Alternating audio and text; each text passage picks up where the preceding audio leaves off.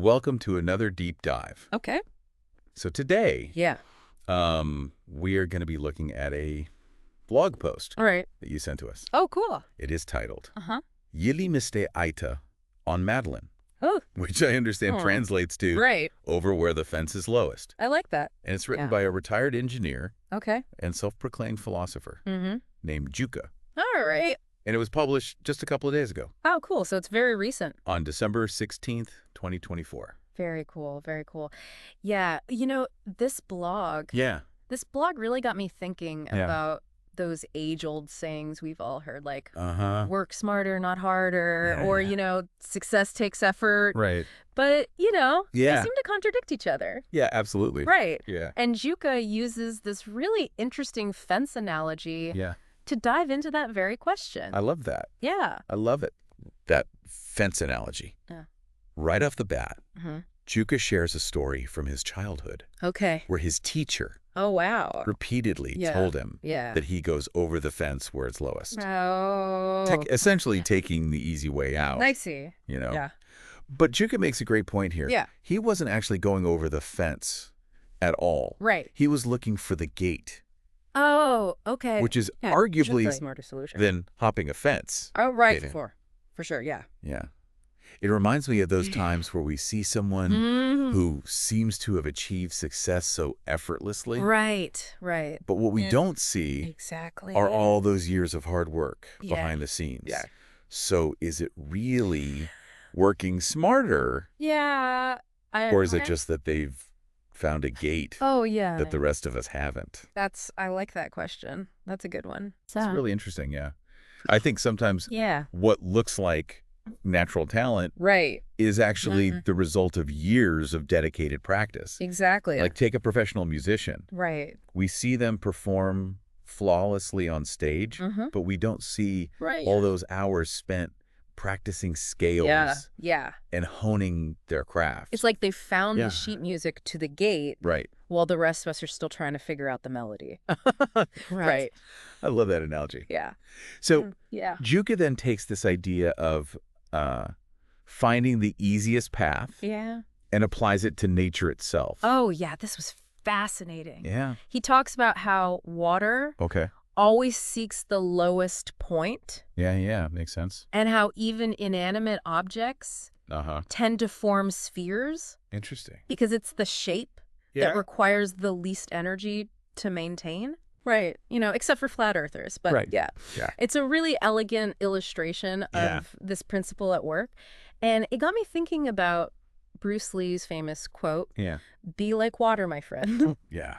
Is that philosophy Yeah. a form of going with the flow, Mm. adapting to circumstances rather than Right. trying to force a specific outcome? It's interesting because Yeah. we often associate Bruce Lee Right. with incredible strength and discipline. Yeah, Right. yeah. Totally. Because maybe the true power Yeah. lies in knowing when to be forceful Right. and when to adapt. That's a great point. Yeah. It's not about being passive, Right, but right. about being responsive Ah. and flexible, just like water. Right. But this raises a really important question that yeah. Juka explores as well. Yeah. What happens when we encounter a challenge Yeah. that can't be solved Right. by simply going with the flow? Right. Like sometimes you do need to climb that fence. Right. Exactly. Even if it's tough. Yeah. So yeah. where's that line between perseverance Yeah. and knowing when to change course? Exactly. Because we're often told Yeah. to never give up, Right. to keep pushing through. Yeah. But what if we're pushing against the wrong wall? Right. What if there's a gate somewhere else entirely Yeah. that we're missing? Juka actually gets pretty personal Yeah. about this struggle. Yeah. He talks about his own experience with activism Okay. and feeling like he was constantly hitting his head against a wall, Yeah, I get that. trying to change a system Right. that seemed impenetrable. It can feel that way sometimes, for sure. Yeah. And what's fascinating here Yeah. is that he eventually comes to the conclusion Okay. that fighting the system only makes it stronger. Okay, hold on. What exactly does he mean by the system? Oh, that's a really good question. Because it Yeah. seems like a pretty broad term. Yeah. I mean, is he talking about the government, Right. societal norms, Yeah. something else entirely? It's true Wow. that Juka doesn't explicitly define it, Right. But based on his blog, Yeah. it seems like he's referring to those established Opportunity. structure Yeah. and power dynamics Right. that perpetuate inequality and Right. often resist change. Right. Almost like a force of nature itself. Wow, that's a heavy thought. Yeah. It almost makes it sound like Yeah. the system is this inevitable force that we're powerless against. Right. But if that's the case, Yeah. then what's the point of even trying to change anything? Well, that's where Juka's perspective takes a really interesting turn. Okay. He actually compares the system to nature itself. Okay.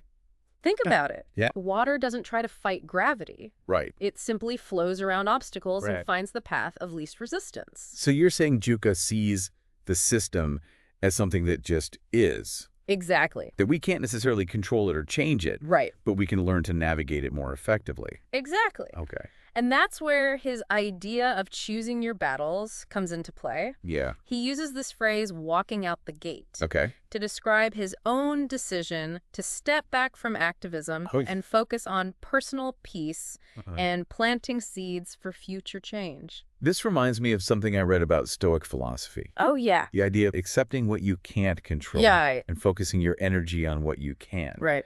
Maybe Juka's walking out the gate is his way of finding that Stoic acceptance. Ooh, that's a great connection. Yeah. Because Stoicism also emphasizes understanding our own limitations Yeah. and choosing our actions wisely. Right. And that's not always about fighting tooth and nail against every injustice we encounter. Right. Sometimes it's about finding more subtle, Right. sustainable ways to make a difference. It's almost like Juka is suggesting that by trying to force change, Yeah.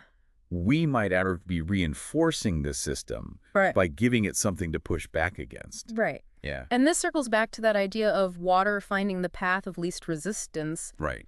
Juka argues that greed and ignorance are often the easiest paths for those in power to exploit. So it's not that those in power are inherently evil, Right. but that they're operating within a system that incentivizes those behaviors. Exactly. And Juka even goes a step further Okay. and suggests that maybe viewing the system as a problem is itself a matter of perspective. Hold on. Yeah. That's a pretty radical thought, isn't it? Yeah. Are you saying that there's no such thing as right and wrong? Yeah. That it's all just relative?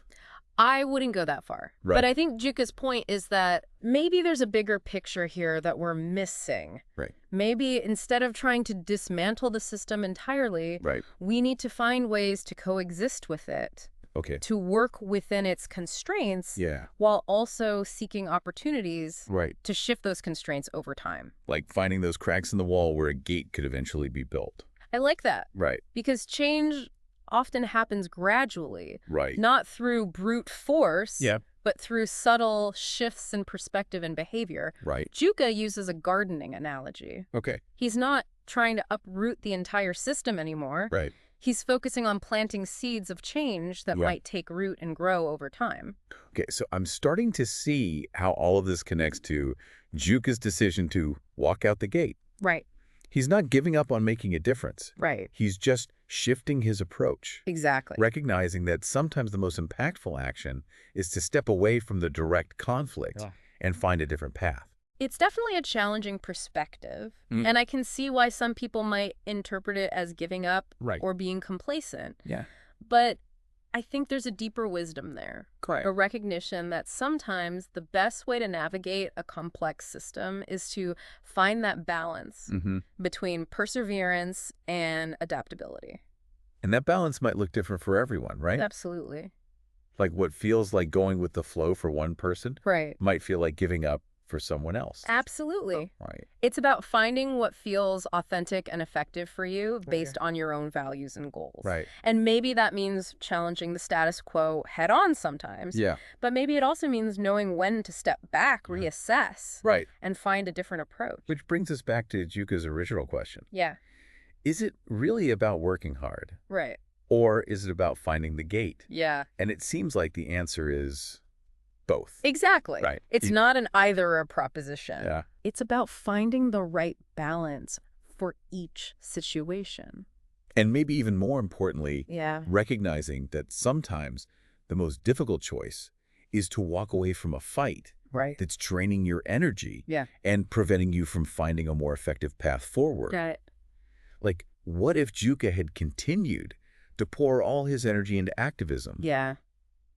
but it was burning him out and preventing him from discovering this new way of thinking. That's a great point. Right. Sometimes stepping away from the fence entirely allows us to see the bigger picture, to discover new possibilities that we wouldn't have noticed if we were still fixated on climbing over it. Right. And remember, Juka isn't saying that fighting for what you believe in is wrong. Right. He's simply suggesting that there might be other equally valid ways to create change. And that maybe finding those alternative paths requires a certain level of self-awareness, of knowing your own strengths and limitations, and choosing the battles that you're best equipped to fight. Absolutely. It's about understanding that we don't have to be superheroes, battling every injustice in the world.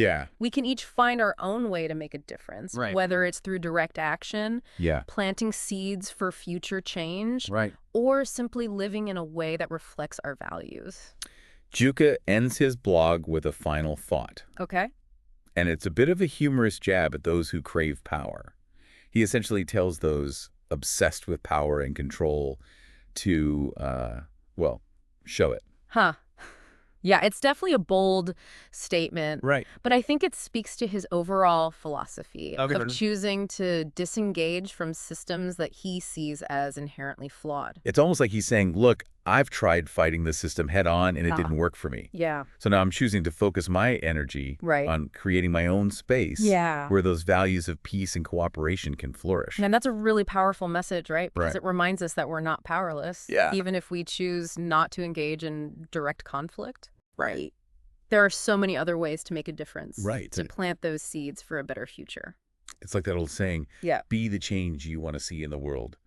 Maybe Juka's walking out the gate is his way of embodying that change, of living in alignment with his values, even if it means stepping away from the fight. Exactly. And it also highlights the importance of understanding our own limitations. We can't be everything to everyone, and we can't fight every battle. And that's okay. In fact, it's probably healthier to recognize that we each have a unique role to play in this grand tapestry of life. Maybe some of us are meant to be warriors, charging headfirst into the fray, but maybe others of us are meant to be gardeners, tending to those seeds of change, nurturing them patiently until they're ready to bloom. And maybe some of us are meant to build those gates, creating new pathways for others to follow. The point is, there's no one right way to approach these challenges. This has been such a fascinating deep dive. Yeah, it has. Ilka's blog really got us thinking about some pretty deep questions. It did. How do we navigate a system that often feels rigged against us? When is it time to push harder? And when is it time to find a different path? And most importantly, what does it mean to go with the flow in a world that often demands we swim upstream? So, as you go about your week, think about this. Are you forcing yourself over the highest part of the fence? Or are you looking for that gate? And what seeds do you want to plant for the future? Maybe this deep dive has helped you find a few new seeds to add to your garden. I hope so. Thanks for joining us.